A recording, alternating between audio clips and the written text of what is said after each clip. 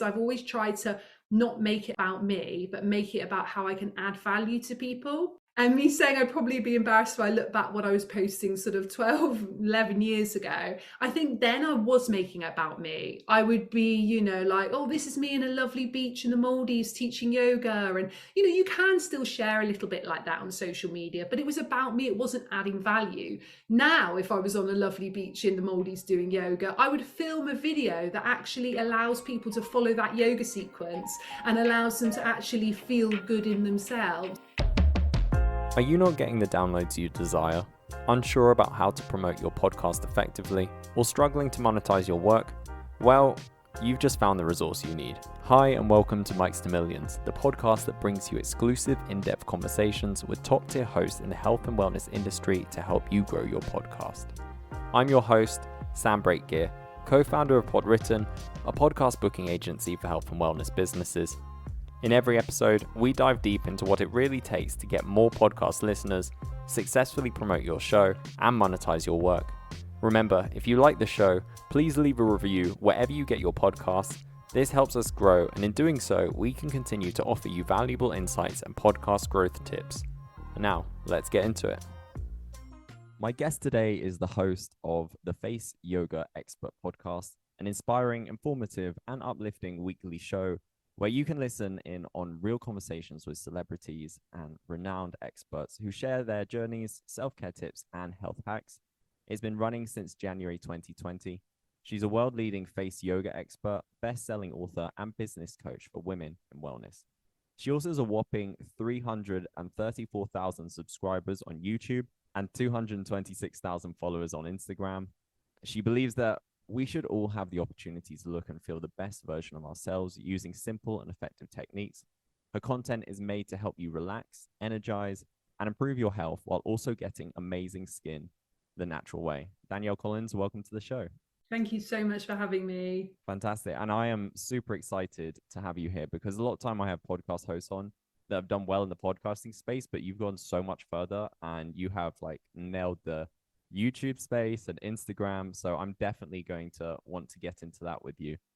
But first of all, I want to start with your journey into all of this. I know that you, after leaving university, you were diagnosed at 22 with ME, which was incredibly debilitating, but it ultimately set you on this wellness journey. Can you tell us how this experience brought you to where you are today in your business?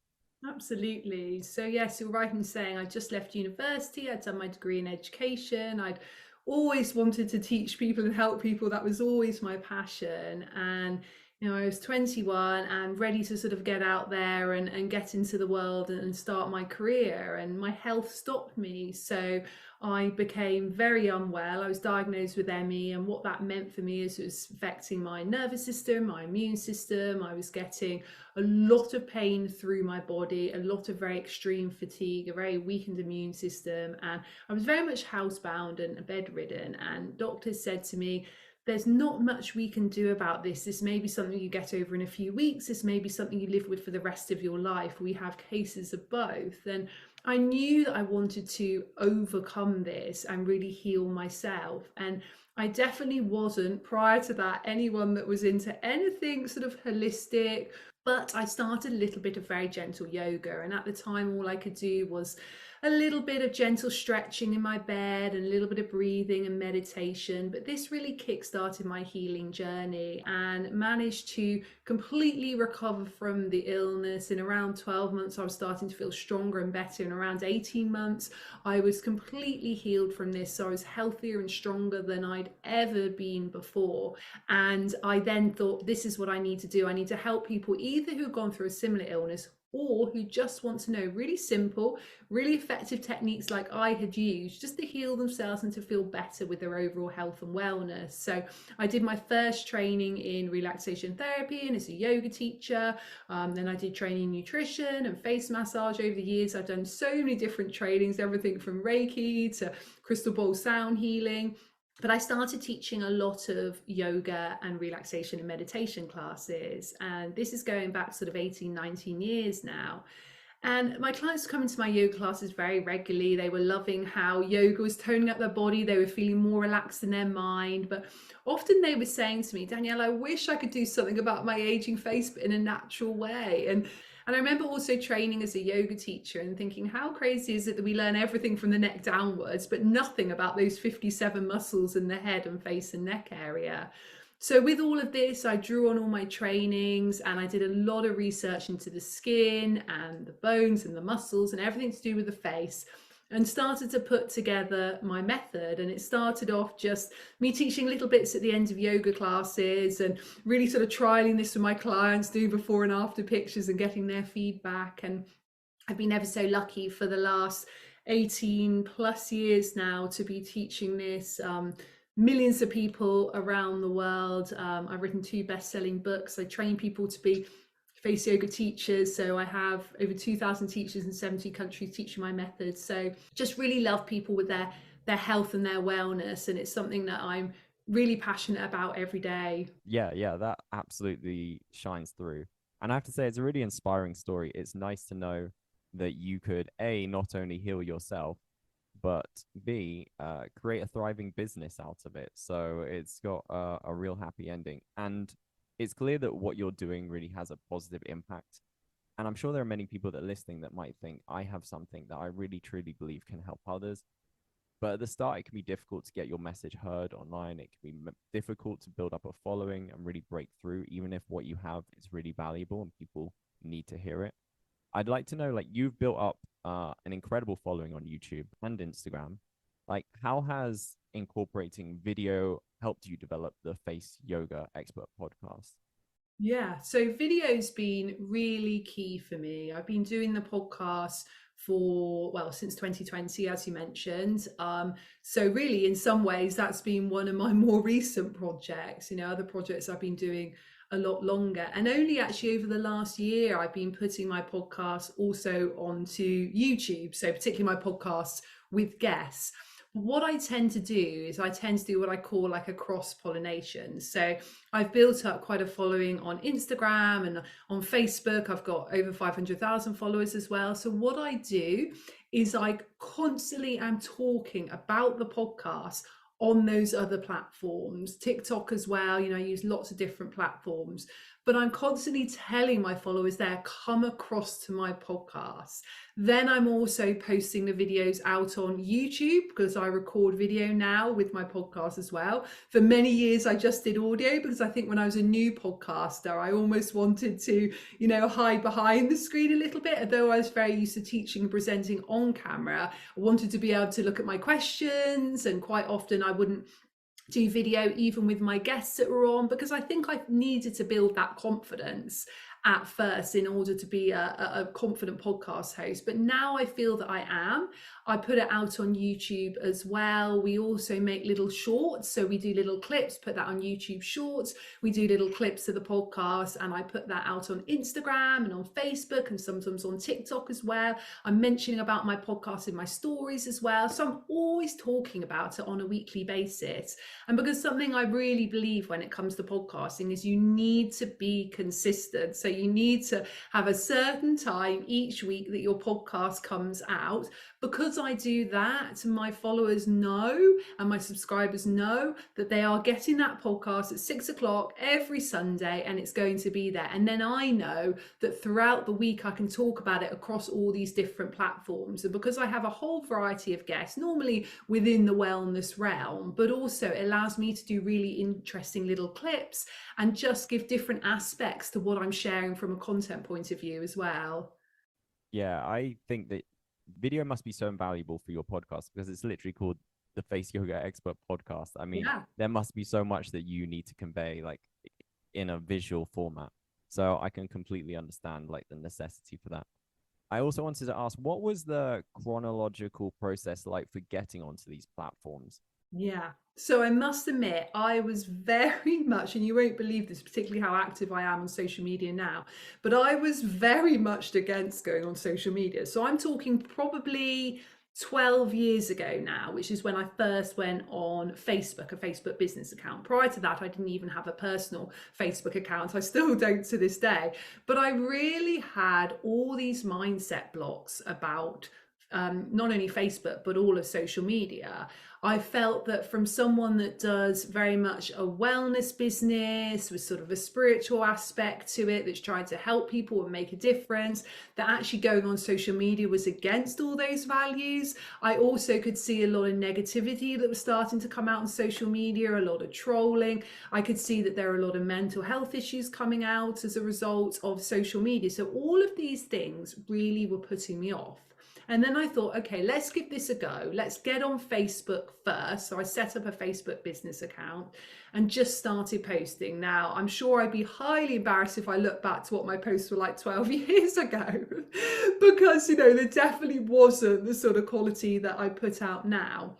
But what I decided to do was make social media my little positive corner of the internet, and really just try and attract followers and subscribers that were what I call my soulmate clients. So, people that I wanted to see what I'm saying, to watch my videos, to listen to what I was sharing. And by doing that and by having that vibe, I feel like I've been very lucky that 95% of people have been incredibly positive. Of course, I get negative comments. Unfortunately, I have had trolling.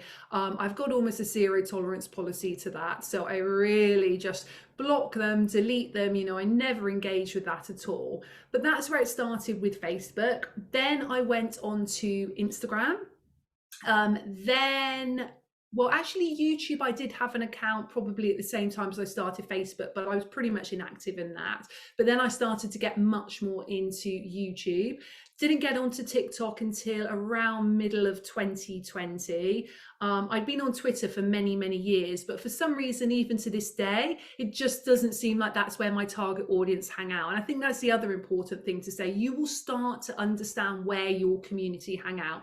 Mine are on Instagram, they're on Facebook, and they're on YouTube, and that's where they tend to be. I do have a nice following now, about 50,000 on TikTok, which is great. So they're starting to come across there as well, which is amazing. But I just try and make it a really positive corner. I try and be really consistent with my posting. I honestly feel like that's the number one way that I've grown. People always think that there's some secret, but what you've got to remember is I started with zero across all of these platforms. I've not done ads or anything like that. It's all been an organic growth. And I really just believe it's being consistent. But the other thing I really believe is I've always tried to not make it about me, but make it about how I can add value to people.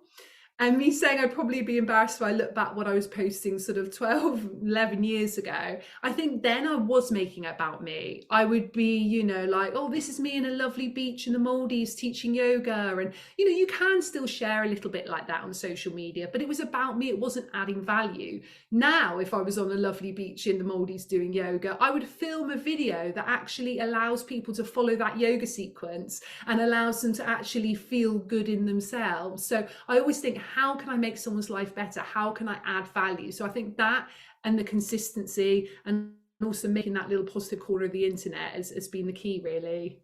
I love your positive corner of the internet mentality, because I am somewhat similar to yourself, where I'm not a huge fan of social media.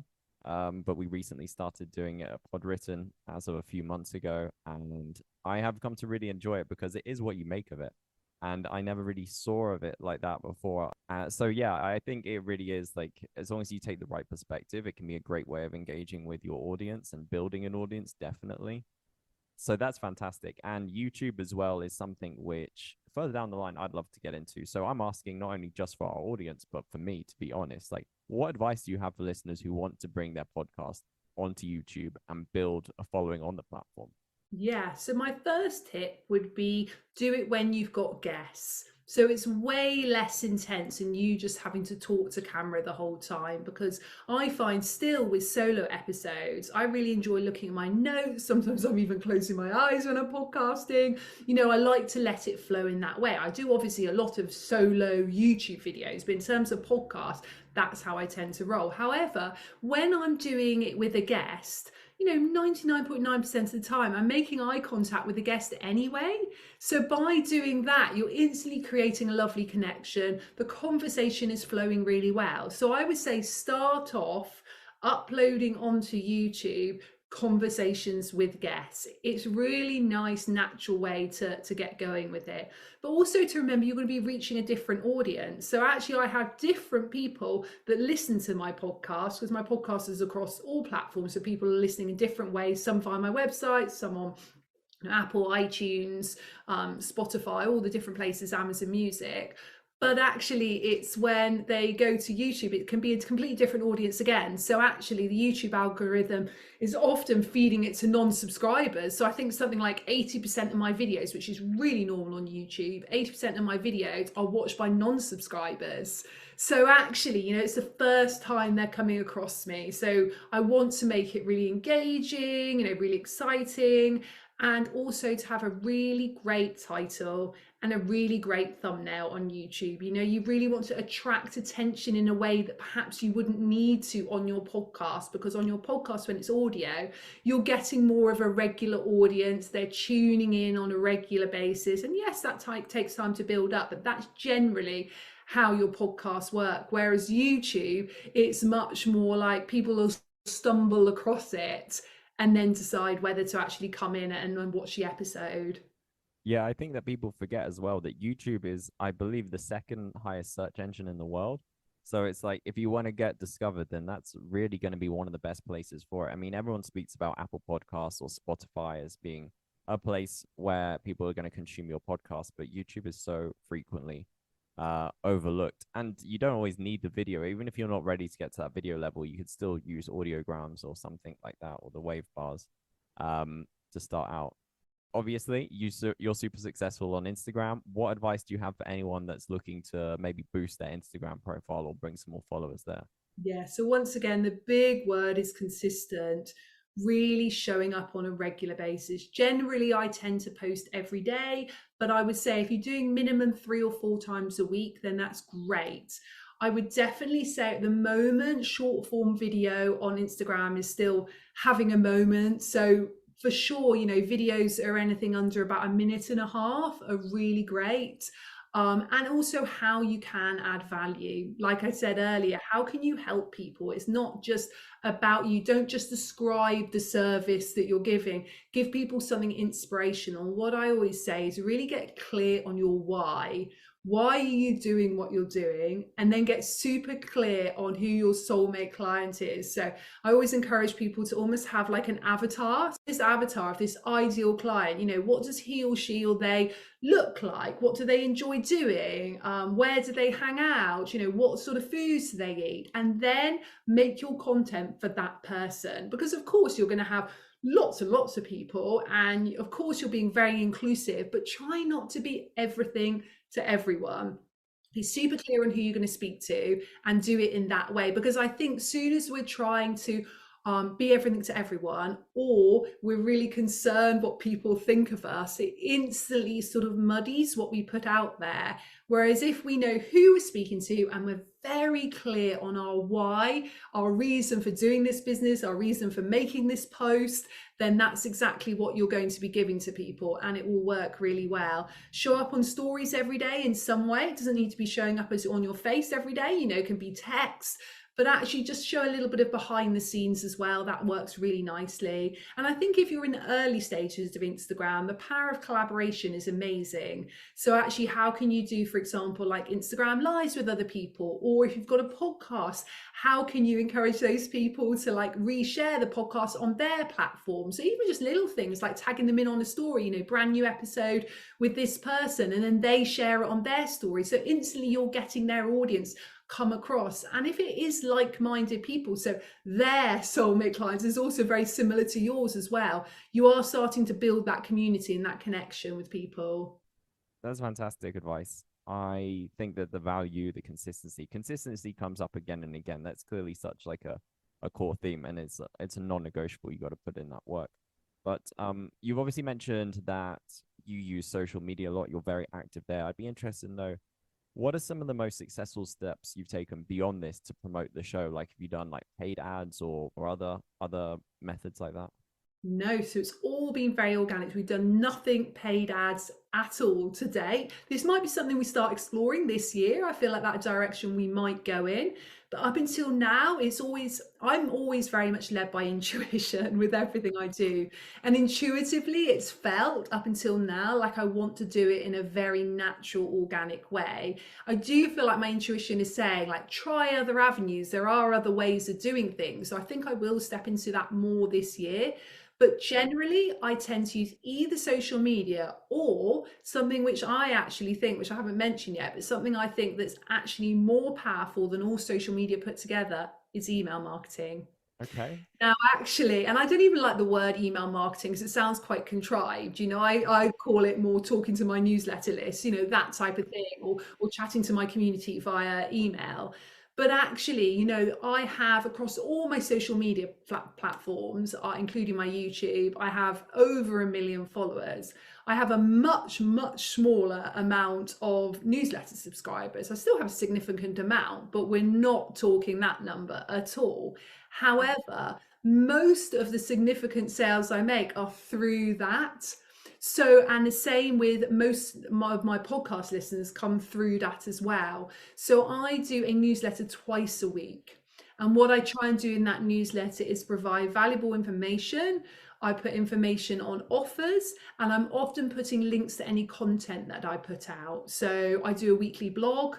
I do 3 times a week YouTube videos. I do a once a week podcast. So I'm often putting links to those in there and giving people that really that free and that really valuable information, but it's arriving straight in their inbox. Because the thing with social media, first of all, something like Instagram, even if you're doing really, really well and absolutely smashing it at Instagram, really you're still only getting 3 to 5% of your followers seeing any posts that you put out. And that's if you're doing well with it.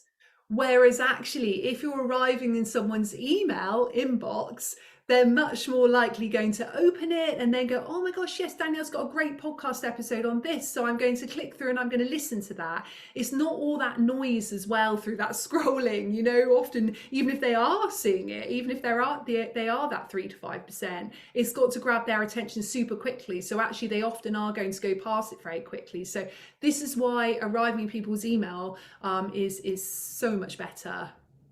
Yeah, I've heard that email has one of the best conversion rates. So that's really smart that you include that. Now you do so much.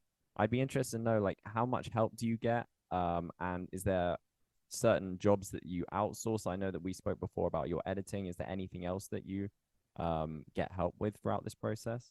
Absolutely. So for years and years, it was just me. My husband, Bruce, he's always been very good at helping me with sort of the back end side of things. So like anything sort of operations, financial, sort of technical. So he's always done that. Up until 2 years ago, he was also a full-time firefighter. So actually, he was doing our business and he was doing that. 2 years ago, he took early retirement from the fire service. So he's full time with the business now. So that's amazing. And he has a very different skill set for me. I'm sure his worst nightmare would be to talk on a podcast or to show up on video. Yet he's very good, with a spreadsheet. He's very good at operations. He's got a, really good brain from a financial point of view. So that works really nicely. We work really, really well together. I also have a fantastic YouTube editor. So he's been with me since the beginning of my YouTube journey. We've really grown the YouTube together, which is fantastic. I have a really great podcast editor as well. So he edits a podcast every week and gets it out on all the platforms, because I've learned that where my skill set lies, I have to put all my attentions into. So I can make good content, but if you ask me to do the technical side of it, I'm not going to do very well with it. I also have 3 or 4 other members of my team. They're all freelance. They all work from home. I'm very much encouraging of people's work-life balance, of their self-care, of putting themselves and their family first. So I really allow them to work what hours they want to, when they want to, and that works really nicely. And then I have other freelance people that I use, for example, like a photographer, if I want to go and I do regular photo shoots, for example, for my blogs and my YouTube thumbnails. So, it's a really lovely team, but everyone works remotely from home in a very relaxed way, and everyone works to their skill set, the things that A, they're good at, and B, they enjoy. And I think if you're doing what you're good at and what you enjoy, then you're going to do your best work. Yeah, then you're doing well. And I think it's very smart to recognize what you are good at and what you're not good at. Also, maybe sometimes push yourself to try things you're not good at, and then you can certainly tell, oh, you know what, this wasn't as hard as I thought. Or in some cases, you're like, this is exactly how I thought. I got to outsource this. And then you can do that as soon as you can. So that makes absolute sense. And this is obviously like you've got quite a lot of reach. You've been super successful. I'd like to know, like, how were you first able to monetize this or earn revenue from it? Your podcast or even just your work generally on the social media channels, and how has that progressed over the years? Absolutely. So for me, I had the business before I started the YouTube, and I think the YouTube and the social media. And I think that's the thing to say. So I already had, for example, my teacher training courses. I already, back then, I had DVDs, and I had an app. I mean, my products have changed and developed over the years since I've got 2 books. I've now got a skincare line. I've got a whole variety of courses. I've got face yoga teacher training, gua sha teacher training, lots of different face yoga courses, a business coaching course. So I've got lots of different products and services that I did from the beginning, but I had that first. So then when I was showing up every day on a consistent basis, which you have to do, and you have to do it for free, I knew that there was somewhere I could direct people to, which would then monetize it. So that's what I've always done. So I definitely would say to people, have a think what your goal is. So for me, it's always to drive people towards my website and then show them what I have to offer, and then they can choose what is right for them. So that's always, the way I want to monetize it. I mean, my big goal is to help people and make a difference, of course, but like every business, you have to make money. So that's always been the goal for me. I've never done any ads on my podcast at all. So I've never taken any sponsors, anything like that. I just occasionally I'll mention products, and I might have like an affiliate code for it, and I might make a small amount of money from affiliate links. Sometimes I do that, but generally I'm talking about my products and services. And some podcasts, I'm not talking about my products and services at all throughout it. I'm just making it a really inspirational podcast. I have all the links in the show notes of things that I do, and it's just about building that community and building that connection. So that's always been my focus. On YouTube, I'm lucky that now we make a good ad revenue, because YouTube just naturally will put ads in your videos. There's nothing you actually have to do. They sort all that out for you. So that's really nice, because that's almost like a little business in itself, really, because it makes a really nice, annual income just through ad revenue there. But also I am then promoting all my products and all my services at the end of it as well. And hopefully, like I said, helping and inspiring people too. Yeah, that YouTube is a win-win. That's fantastic. Uh, that's awesome. So obviously, we are chatting today because initially, like, I reached out to you with a couple guests, and they worked really well for your show, and you had them on. What do you look for when you receive a pitch from someone wanting to be on the show?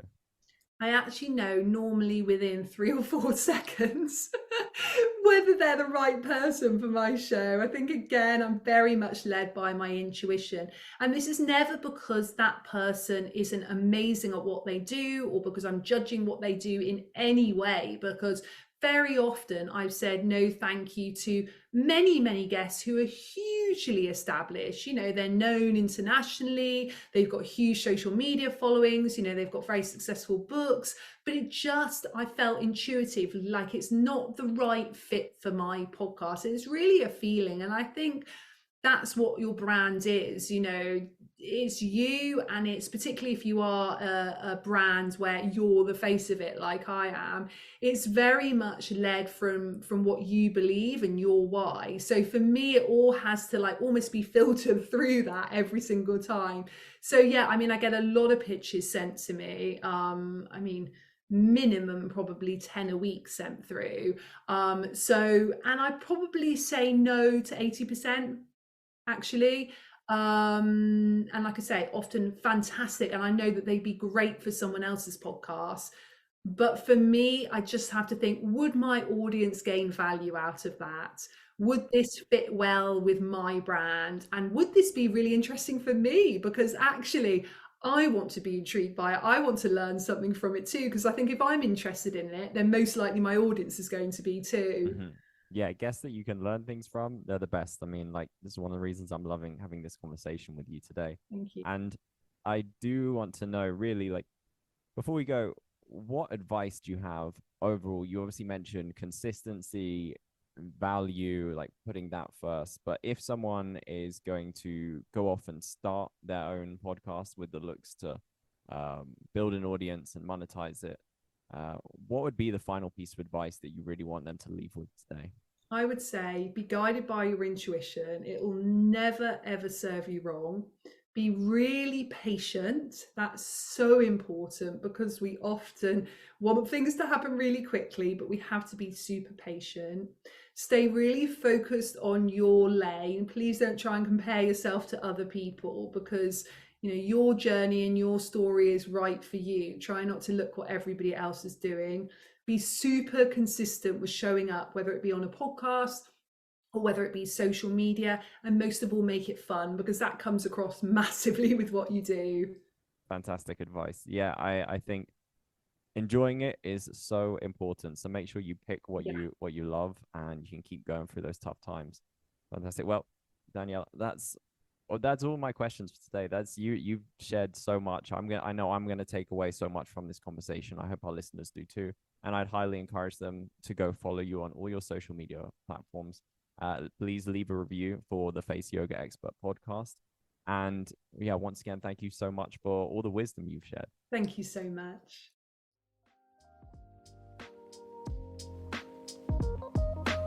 Thanks for joining us today. And remember, you can find more helpful resources to grow your business with podcasting on our blog at podwritten.com and on Instagram at podwritten.